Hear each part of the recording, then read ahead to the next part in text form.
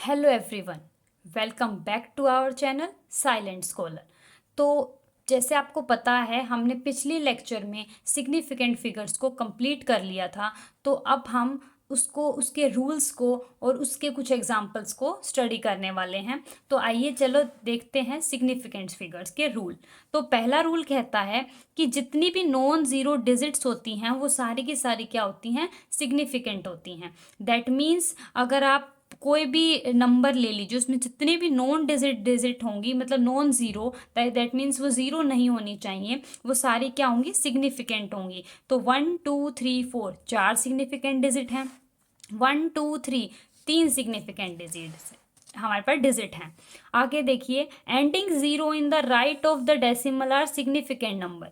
किसी भी डेसिमल के किसी भी हमारे पास जो डिजिट है उसमें डेसिमल अगर आ गया तो उस डेसिमल के बाद में अगर जितनी भी ज़ीरो होंगी वो सारी सिग्निफिकेंट होंगी। पहले आने वाली डेसिमल से पहले आने वाली ज़ीरो कभी भी सिग्निफिकेंट नहीं होंगी। इसमें कितने डिजिट होंगे सिग्निफिकेंट, 1 2 एंड 3। यहाँ सिग्निफिकेंट डिजिट कितनी होंगी, 1 2 3 4 5। तो यहाँ 5 सिग्निफिकेंट फिगर्स आ गई।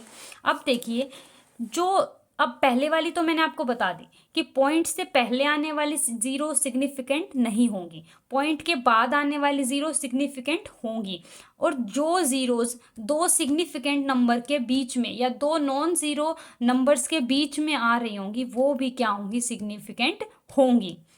दैट मीन्स क्या, मैंने आपको एक कंक्लूजन बताया, या तो लास्ट में, पॉइंट के लास्ट में आने वाली ज़ीरो सिग्निफिकेंट होंगी, या दो नॉन सिग्निफिकेंट, दैट मीन्स जो नॉन ज़ीरो डिजिट या फिर जो सिग्निफिकेंट डिजिट हैं उनके बीच वाली ज़ीरो हमारे पास सिग्निफिकेंट होंगी। पॉइंट से पहले वाली का कोई एग्जिस्टेंस नहीं माना जाएगा सिग्निफिकेंट फिगर्स में।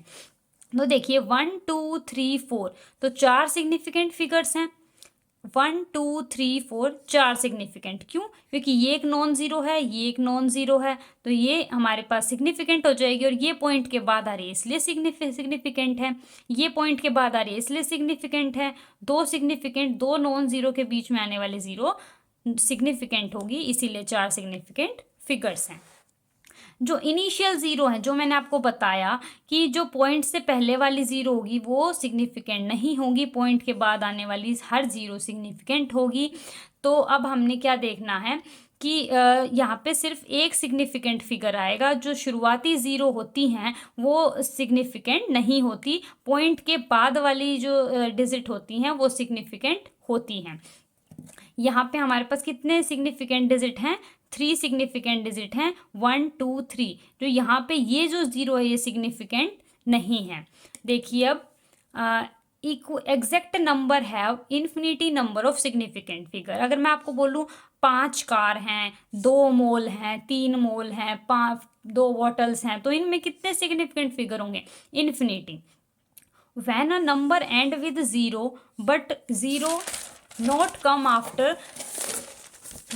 after the decimal, so we can say that it do not act as a significant digit. that means अगर मैंने 200 ले लिया तो यहाँ कोई पॉइंट तो है ही नहीं जिसके बाद वाली ज़ीरो को हम सिग्निफिकेंट कंसिडर करें, तो ये दोनों जीरो जो हैं वो सिग्निफिकेंट नहीं हैं, सिर्फ एक ही सिग्निफिकेंट डिजिट है, दैट इज़ 2। तो यहाँ पे 1 सिग्निफिकेंट फिगर आ जाएगी। आगे देखिए, जो भी पावर ऑफ 10 होती हैं वो हमेशा क्या होती हैं, इनसिग्निफिकेंट होती हैं। सो 2.3 इंटू 10 की पावर 10, तो 10 की पावर 10 को आप सिग्निफिकेंट नहीं मानेंगे, तो कितनी सिग्निफिकेंट डिजिट हैं, 2। अब देखिए 6.022 इंटू 10 की पावर 23, जो आपको पता है क्या होता है हमारे पास एवोगैड्रो नंबर, तो 1 2 3 4, तो यहाँ पे कितनी सिग्निफिकेंट डिजिट्स आ गई, 4, राइट। अब देखिए सिग्निफिकेंट डिजिट्स के कुछ questions.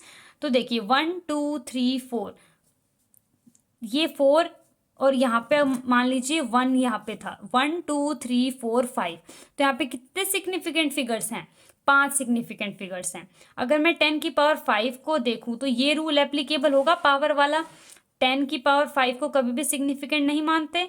1 2 3 3 significant figure, non zero digit are significant, 1 2 3 4 5, तो 5 सिग्निफिकेंट फिगर। 8 कार्स, तो हमारे पास ये तो डेफिनेट नंबर ऑफ ऑब्जेक्ट्स आ गए, तो हमारे पास इनफाइनाइट क्या हो जाएंगे, सिग्निफिकेंट फिगर्स आ जाएंगे। अब देखिए 10.008। अब क्या आएगा कि यहाँ देखिए ये ज़ीरो जो है ये हमारे पास किसके बाद आई है, इस सिग्निफिकेंट फिगर के बाद आई है। पॉइंट के बाद में आने वाली हर जीरो सिग्निफिकेंट काउंट होती है, और ये तो नॉन ज़ीरो है, तो 1 2 3। और ये एक सिग्निफिकेंट फिगर है, ये भी एक सिग्निफिकेंट फिगर है, क्योंकि ये काउंट हो गई ना पॉइंट के बाद। तो दो सिग्निफिकेंट फिगर के बीच में आने वाली ज़ीरो भी हमारे पास सिग्निफिकेंट होती है, तो ये ज़ीरो भी काउंट हो जाएगी। आप सोच रहे होंगे पॉइंट से पहले वाली ज़ीरो है तो काउंट नहीं होगी, पर यहाँ ये रूल लगाइए ना, यहाँ ये भी सिग्निफिकेंट ज़ीरो है, ये सिग्निफिकेंट है, तो इनके बीच में आने वाला जो भी डिजिट होगा वो क्या होगा, सिग्निफिकेंट होगा। तो 5 सिग्निफिकेंट फिगर आ गए यहाँ पे। यहाँ देखिए ये वाला हमारे पास पॉइंट से पहले ज़ीरो है, सिग्निफिकेंट नहीं होगा। 1 2 3 3 हमारे पास सिग्निफिकेंट फिगर्स हो जाएंगे। तो देखिए अब यहाँ ये जो जीरो है ये पॉइंट के बाद नहीं है, इसीलिए हम इनको सिग्निफिकेंट कंसीडर नहीं करेंगे, सिर्फ एक ही क्या है, सिग्निफिकेंट फिगर है। आगे देखिए rounding off the uncertain digits. अब हमारे पास ये जो राउंडिंग ऑफ का कॉन्सेप्ट है ये बहुत इंपॉर्टेंट है, क्योंकि आप क्या देखेंगे आगे कि आपको बहुत सारे आंसर्स तो आप निकाल देंगे, पर उन आंसर को वो ये बोलेगा कि 2 डेसिमल 3 डेसिमल 4 डेसिमल तक आपको क्या करना है, राउंडिंग ऑफ करना है। तो यहाँ मैंने एक एग्जाम्पल दिया, उस एग्जाम्पल के थ्रू हम पर समझेंगे कि अगर किसी भी डिजिट को अपने को दे दिया गया तो आप कैसे उसको राउंड ऑफ करेंगे। तो देखिए सबसे पहले एग्जाम्पल देखिए कि मान लीजिए मेरे को इन सारे डिजिट्स को 2 डेसिमल तक दो सिग्निफिकेंट डिजिट तक राउंड ऑफ करना है, सिर्फ दो ही सिग्निफिकेंट होनी चाहिए। तो देखिए 1 2 1 2 1 2 1 एंड 2। तो जो सिग्निफिकेंट डिजिट जहां तक खत्म हो रही है उसके जस्ट पीछे देखिए क्या नंबर है। तो इस 2 के बाद 3 है, और 3 क्या है, 5 से कम है। अगर 5 से कम डिजिट है तो जो उससे पहले वाली डिजिट है उसको आप कोई बदलाव नहीं करोगे, आप एज इट इज दो सिग्निफिकेंट डिजिट को उठा के रख दोगे और आपका आंसर आप ये रिपोर्ट करोगे, दो सिग्निफिकेंट डिजिट तक। अगर आया है 2.39 तो पॉइंट के बाद अगर 39 आया है तो सिग्निफिकेंट डिजिट के बाद अगर ग्रेटर देन 5 कोई नंबर आ जाता है तो उससे जो पहले वाली सिग्निफिकेंट डिजिट है उसको एक बढ़ा दीजिए और आंसर रिपोर्ट कीजिए 2.4। और अगर 5 आ गया तो यहाँ अब आपको ध्यान थोड़ा ज़्यादा देना पड़ेगा, क्या कि अगर 5 से पहले कोई इवन डिजिट है तो आप कोई भी चेंज नहीं करोगे, आंसर को एज इट इज़ रिपोर्ट कर दोगे। अगर ओड वैल्यू 5 से पहले आ गई है तो आप इस वैल्यू को क्या करोगे, एक बढ़ा दोगे और आंसर क्या लिखोगे, 2.4। अब आपको हमेशा क्या याद रखना है, शुरुआत आपको इस तरीके से करनी है कि सबसे पहले आपको देखना है कितने सिग्निफिकेंट फिगर रिक्वायर्ड है। जहाँ तक सिग्निफिकेंट फिगर रिक्वायर्ड है वहाँ तक पहुँचिए, उसके जस्ट नेक्स्ट डिजिट को देखिए, वो लेस देन 5 है तो as it is significant figure answer report कीजिए, ग्रेटर देन 5 है तो उससे जस्ट पहले वाली डिजिट को एक बढ़ा दीजिए। अगर वो उससे नेक्स्ट डिजिट 5 है तो ध्यान दीजिए थोड़ा सा, उससे जस्ट पहले अगर इवन है नो चेंज, अगर ओड है तो उसे एक आगे वाली वैल्यू को बढ़ा दीजिए। इन्हीं रूल्स को अब मैंने वर्डिंग में लिखा है कि if the most right is greater than 5 तो प्रीसीडिंग पहले वाली वैल्यू को एक बढ़ा दीजिए, लेस देन 5 है तो प्रीसीडिंग वैल्यू को रिटेन कोई चेंज मत कीजिए, और अगर मोस्ट राइट इज 5 है और अगर प्रीसीडिंग वाली इवन है तो नो चेंज, ओड है तो प्रीसीडिंग वाली को 1 से इंक्रीज कर देंगे। ये मैं आपको एग्जाम्पल बता चुकी हूँ। आगे देखिए ये मोस्ट इम्पोर्टेंट जो लॉज हैं इनके ऊपर न्यूमेरिकल्स भी आते हैं और इनको समझना ज़रूरी है, तभी आप आगे के जो भी इम्पोर्टेंट मोल कॉन्सेप्ट होंगे या कोई भी और न्यूमेरिकल्स होंगे इस चैप्टर के, उनको आप लिमिटिंग रिएजेंट्स को भी आप बहुत अच्छे से समझ पाएंगे। तो क्या है लॉ ऑफ केमिकल कॉम्बिनेशंस, तो ये क्या कहता है कि आपके पास हमने ये देखा था कि डिफरेंट एलिमेंट्स कंपाउंड्स हमारे पास यूनिवर्स में हमारे पास प्रेजेंट हैं, तो उन सब के कॉम्बिनेशन को कि वो कैसे आपस में जुड़े हैं, उनमें क्या प्रोसेस आया है, क्या चेंज आया है, उन सभी को आपने देखा था जब मैंने आपको डेफिनेशन बताई थी केमिस्ट्री की, तो उसमें था कि इनका जुड़ना, उनकी प्रॉपर्टीज़, उन सब को जो गवर्न करने वाले लॉज होते हैं उनको पढ़ना ही तो हमारा एम है केमिस्ट्री का। तो ये यही बोल रहा है कि जो एलिमेंट्स कंबाइन होके कंपाउंड बना रहे हैं, तो उनके लिए जो लॉज गवर्न कर रहे हैं उन कॉम्बिनेशन के लिए, वो कौन कौन से हैं। तो देखिए वो है law of conservation of mass, law of proportion, law of multiple proportion, law of reciprocal proportion, law of combination volume, जिसको आप क्या बोलते हो, गे-लुसाक लॉ भी बोलते हो, एवोगैड्रो लॉ। ये सभी लॉ को हम क्या बोलते हैं, लॉ ऑफ केमिकल कॉम्बिनेशन। तो स्टेप बाय स्टेप हम इनकी डेफिनेशन और इनके एग्जांपल्स को समझते हैं। देखिए सबसे पहला लॉ जो आप 9th क्लास से पढ़ते आ रहे हैं, that is law of conservation of mass, कि हमारे इस यूनिवर्स में जितने भी मैटर हैं, जितने भी कन्वर्जन्स होते हैं, उनके अंदर मास और एनर्जी जो है वो जो कि आपस में इंटर कन्वर्टेबल है। आपको पता है ना, जो आइंस्टीन की फेमस इक्वेशन है, दैट इज E = mc², वो क्या कहती है, एनर्जी और मास आपस में कन्वर्टेबल हैं। Energy can be converted into mass and mass be converted into energy. तो एनर्जी और मास को कभी ना ही डिस्ट्रॉय किया जा सकता है और ना ही क्रिएट किया जा सकता है। They are only convertible to each other. उनको आपस में कन्वर्ट किया जा सकता है, ना ही क्रिएट किया जा सकता और ना ही डिस्ट्रॉय किया जा सकता है। अगर हम केमिकल रिएक्शन की फॉर्म में अगर इसको समझना चाहें, तो जो हमारे रिएक्टेंट का टोटल मास होगा वही हमारे प्रोडक्ट्स का भी टोटल मास होगा।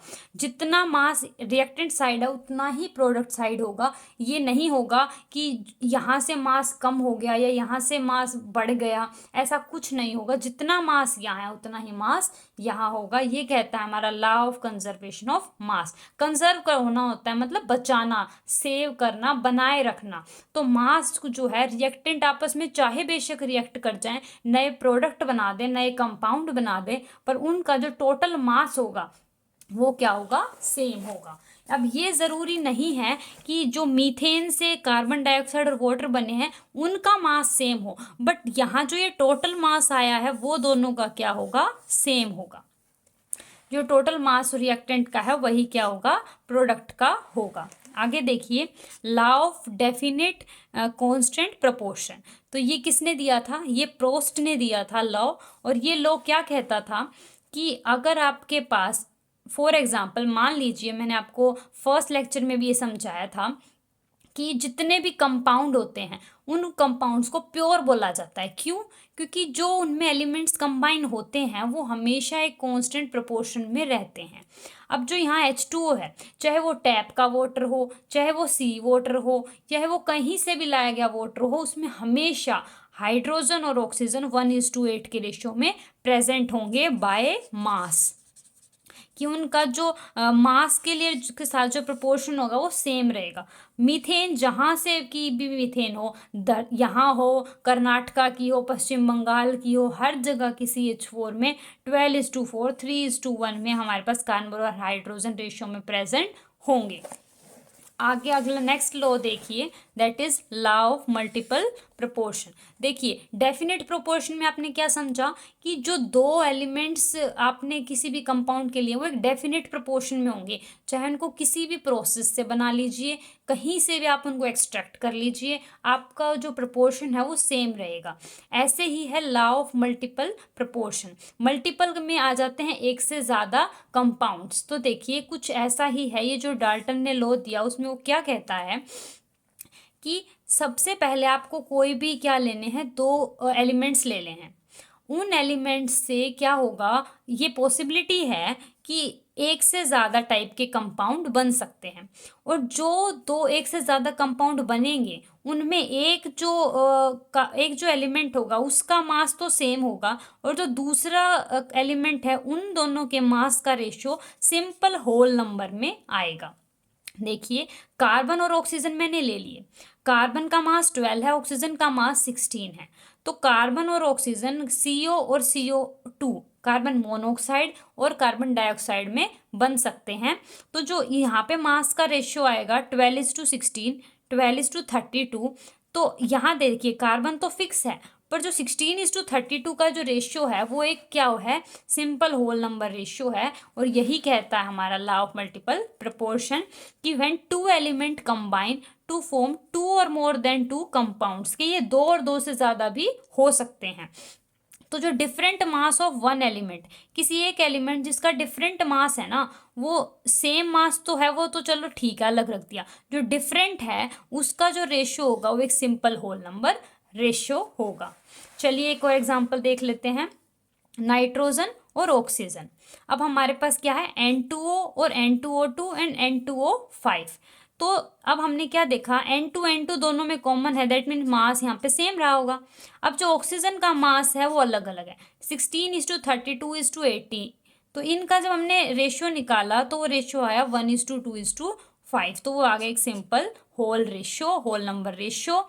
यही कहता है हमारा लॉ ऑफ मल्टीपल प्रोपोर्शन। आगे हम कर रहे हैं लॉ ऑफ रेसिप्रोकल प्रोपोर्शन और इक्विवेलेंट प्रोपोर्शन। तो ये क्या बोल रहा है कि रेसिप्रोकल होना या फिर इक्विवेलेंट होना। फॉर एग्जांपल आप कंसीडर कीजिए कि कोई दो एलिमेंट है, एलिमेंट ए और एलिमेंट बी। अगर आप इनको सेपरेटली कंसीडर करते हैं और एक सी एलिमेंट अलग ले लेते हैं, अगर आप ए का सी के साथ कंपाउंड बना रहे हैं, बी का सी के साथ कंपाउंड बना रहे हैं और उनका मास निकाल रहे हैं, फिर एक और सेपरेट एक्सपेरिमेंट कर रहे हैं जिसमें ए और बी का साथ में कंपाउंड बना रहे हैं, तो जो दोनों कंपाउंड्स के जो मास के रेशियो होंगे वो एक सिंपल प्रोपोर्शन में प्रेजेंट होंगे। अभी आपको ये डेफिनेशन बहुत हार्ड लग रही है, इसको एग्जाम्पल के थ्रू समझते हैं ताकि हमें ज़्यादा समझ आए। तो देखिए हमारा बेसिक क्या कहता है कि मान लीजिए कोई ए कंपाउंड है जो कि सल्फर है, बी कंपाउंड क्या है, ऑक्सीजन है, और सी कंपाउंड क्या है, हाइड्रोजन है। तो पहले ए और सी से कोई एक बनने वाला कंपाउंड बनाइए, क्या बनेगा, H2S। ओ और एच से बनने वाला एक कंपाउंड बनाइए, H2O। फिर ए और बी से बनने वाला एक कंपाउंड बनाइए, SO2। और हर एक कंपाउंड के मासेस का रेशियो ले लीजिए, 2:32, 2:16, और यहाँ पे एस और ओ का लिया तो क्या आया, 32:32, दैट इज 1:1। इनको फर्दर सिंप्लीफाई किया तो आया 1:16 एंड 1:18। तो वो ये बोलता है कि अगर इन दोनों रेशियोज को अभी मैं रेशियो ले लूँ 1/16 इंटू 8/1 तो 1:2 आया, यहाँ 1:1 आया है। तो अगर मैं इन दोनों को आपस में डिवाइड कर दूं तो एक सिंपल होल नंबर बनेगा। यही कहता है हमारे पास लॉ ऑफ रेसिप्रोकल प्रोपोर्शन। आगे देखिए, आगे हमारे पास गे-लुसाक लॉ ऑफ गैसियस वॉल्यूम। ये जो लॉ है ये सिर्फ गैसियस है, जो स्पीशीज़ हैं उन पे अप्लाई होता है। जब रिएक्टेंट प्रोडक्ट में गैसियस स्पीशीज़ बन रही हैं तो ही आप इस लॉ को यूज़ कर सकते हैं। ये क्या बोलता है, सबसे पहली कंडीशन, टेम्परेचर और प्रेशर कंडीशन सेम रहनी चाहिए। दिमाग में ये बात फिट कर लीजिए कि गैस-लुसाक लॉ, जब भी गैसियस स्पीशीज़ की बात आती है तो आपको टेम्परेचर और प्रेशर को कांस्टेंट रखना पड़ेगा, क्योंकि आपको पता है गैसियस के अंदर इतनी काइनेटिक एनर्जी ज़्यादा होती है, जैसे ही आप टेम्परेचर को वेरी कर देंगे तो जो हमारे पास उनकी स्पीड होगी वो एकदम से चेंज हो जाएगी, उनका वॉल्यूम एकदम से चेंज हो जाएगा। क्योंकि आपको पता है ये लॉ किसके ऊपर आपको दिख रहा है, वॉल्यूम पे बेस्ड है। तो वॉल्यूम का टेम्परेचर से एकदम से डायरेक्ट रिलेशन होगा और आपका जो एक्सपेरिमेंट है वो एक्यूरेट नहीं आ पाएगा। तो आपको टेम्परेचर और प्रेशर को कांस्टेंट रखना होगा। तो ये क्या बोलता है लॉ कि कोई व्हेन गैसेस रिएक्ट, जब गैसेस रिएक्ट करती हैं एक सिंपल मल्टीपल रेशियो में, कि जब रिएक्टेंट की साइड जो गैसेस होंगी वो आपस में रिएक्ट करेंगी, जिस प्रोपोर्शन में वो रिएक्ट करेंगी उसी प्रोपोर्शन में, सिंपल प्रोपोर्शन में हमारे पास प्रोडक्ट में रिएक्ट करेंगी, और जो रिएक्टेंट और जो प्रोडक्ट का जो प्रोपोर्शन होगा वॉल्यूम का वो क्या होगा, एक सिंपल प्रोपोर्शन, होल नंबर का प्रोपोर्शन होगा। फॉर एग्जाम्पल अगर मैंने 2H2O2 से मिलके 2H2O बना दिया, तो देखिए जो इनके स्टाइकियोमेट्रिक कोफिशिएंट है जो इनको बैलेंस करने के लिए लगाए हुए हैं, मैं उसको वॉल्यूम की तरह कंसीडर कर रही हूँ। इनको हम एज अ मोल भी कंसीडर कर सकते हैं, और एज हमने इसको वॉल्यूम की तरह कंसीडर किया मैंने कि 2 यूनिट वॉल्यूम है, ये 1 यूनिट वॉल्यूम है और ये 2 यूनिट वॉल्यूम है। यहाँ रेशियो क्या आया, 2:1। यहाँ रेशियो क्या, यहाँ क्या आया, 2। तो इन तीनों का जो रेशियो होगा वो क्या होगा, 2:1:2। यही कहता है गे-लुसाक लॉ। अब हम आगे देखते हैं हमारा लास्ट लॉ इस लेक्चर का क्या होने वाला है, एवोगैड्रो लॉ। ये ला बहुत इंपॉर्टेंट रोल प्ले करेगा जब आप मोल कॉन्सेप्ट सीखेंगे। तो ये बेसिकली क्या कहता है कि मान लीजिए आपके पास एक कंटेनर ए है और मान लीजिए एक कंटेनर बी है, दोनों के अंदर की कैपेसिटी 1 लीटर है। दोनों को जब आप नोटिस कर रहे हो तो टेम्परेचर प्रेशर फिक्स कर दिया है, और वो ये जो फिक्स्ड टेम्परेचर होता है ये क्या होता है, आपके पास 298 केल्विन रूम टेम्परेचर होता है और प्रेशर 1 atm होता है। ठीक है। अब आपने क्या किया, एक हाइड्रोजन गैस ली और उसको उसके 80 मॉलिक्यूल्स को इसमें डाल लिया। और अगर आपसे कोई ये पूछता है कि अब कंटेनर बी जिसकी कैपेसिटी यही है और टेम्परेचर प्रेशर भी यही है और कोई दूसरी गैस डाली है, तो बताओ इसके कितने मॉलिक्यूल यहाँ आ सकते हैं। तो आप बिन कुछ सोचे समझे ये बोल सकते हो कि अगर दोनों की कैपेसिटी सेम है, टेम्परेचर प्रेशर कंडीशन सेम है, तो जितने यहाँ मॉलिक्यूल्स आए उतने ही यहाँ मॉलिक्यूल्स आ जाएंगे। यहाँ 80 आए हैं तो यहाँ भी कितने आ जाएंगे, 80। तो इसकी डेफिनेशन ये कहती है कि equal volume of gases under same condition of temperature pressure contain equal number of molecules. कि अगर कोई गैसेस जिनकी वॉल्यूम सेम है under constant temperature and pressure, तो कितने नंबर ऑफ मॉलिक्यूल इसमें आए उसमें आए, दोनों सेम होंगे। इस बात का भी डिफरेंस नहीं आएगा कि ये यहाँ H2 आ रही है और यहाँ O2 आ रही है। अगर वॉल्यूम सेम है और टेम्परेचर प्रेशर सेम है तो जो नंबर ऑफ मॉलिक्यूल इस कंटेनर में आए वो भी इस कंटेनर में आ जाएंगे। और इसकी एक डेफिनेशन क्या बोल सकते हैं कि volume of gas at constant temperature और pressure is directly proportional to number of moles और मॉलिक्यूल्स ऑफ गैस प्रेजेंट। कि कितने नंबर ऑफ मोल्स या मॉलिक्यूल किसी गैस के प्रेजेंट हैं किसी एक वॉल्यूम के अंदर, वो डिपेंड करता है, वो कांस्टेंट होता है कांस्टेंट टेम्परेचर प्रेशर पे, कि जितनी वॉल्यूम उतने ही नंबर ऑफ मॉलिक्यूल्स वहाँ आ सकते हैं। और अगर आप एक के बारे में कंफर्म है तो आप दूसरी के बारे में डायरेक्ट बता सकते हैं अगर टेम्परेचर प्रेशर कांस्टेंट है तो। इसका कुछ एक एग्जाम्पल के थ्रू, इस रिएक्शन के थ्रू हम इसको एक्सप्लेन कर सकते हैं। 2H2 plus O2 to form 2H2O। तो यहाँ इसके मैंने आपको बताया ये स्टाइक्योमेट्रिक कोफिशिएंट जो इसके आगे लगे होते हैं वो क्या होते हैं, यहाँ पे मोल की तरह भी कंसिडर किया जा सकता है उनको और वॉल्यूम यूनिट की तरह भी कंसिडर किया जा सकता है। 2 मोल्स 1 मोल्स एंड 2 मोल्स। तो देखिए ये रिलेशन अभी के लिए याद कीजिए, बाद में हम नंबर ऑफ मोल्स में इसको डीपली एक्सप्लेन करेंगे कि वो नंबर ऑफ मॉलिक्यूल्स अगर आपको निकालने हैं तो number of moles into Avogadro number कर दीजिए। n इंटू एन अगर आप कर देंगे तो कितने मोल्स कितने मॉलिक्यूल्स हैं किसी मोल, अगर मेरे पास मोल्स गिवन है और मॉलिक्यूल्स निकालने हैं तो आप एवोगैड्रो नंबर से मल्टीप्लाई कर सकते हैं। किसी मोल में कितने नंबर ऑफ मॉलिक्यूल हैं उनको आप इस मेथड से निकाल सकते हैं। तो मैंने मोल को मॉलिक्यूल में कन्वर्ट करने के लिए क्या किया, 6.02 इंटू 10⁻23 से मल्टीप्लाई किया। ऐसे ही इसको भी क्या किया, 6.02 इंटू 10⁻23 इंटू 1, 2 से इसको भी मल्टीप्लाई कर दिया। तो वो ये बोल रहा है कि जिस प्रपोर्शन में मैं अपने रिएक्टेंट्स को ले रही हूँ उसी प्रपोर्शन में उसी उतने ही मॉलिक्यूल्स मुझे ऑब्टेन हो जाएंगे हमारे प्रोडक्ट साइड में। ये था हमारा एवोगैड्रो लॉ। तो अभी इस लेक्चर सीरीज़ को इस लेक्चर को यहीं स्टॉप करते हैं। नेक्स्ट लेक्चर में हम मिलेंगे कुछ नए कॉन्सेप्ट के साथ, डाल्टन थ्योरी के साथ, और फर्दर शुरू करेंगे हमारा मेन इंपॉर्टेंट टॉपिक इस चैप्टर का, दैट इज़ मोल कॉन्सेप्ट।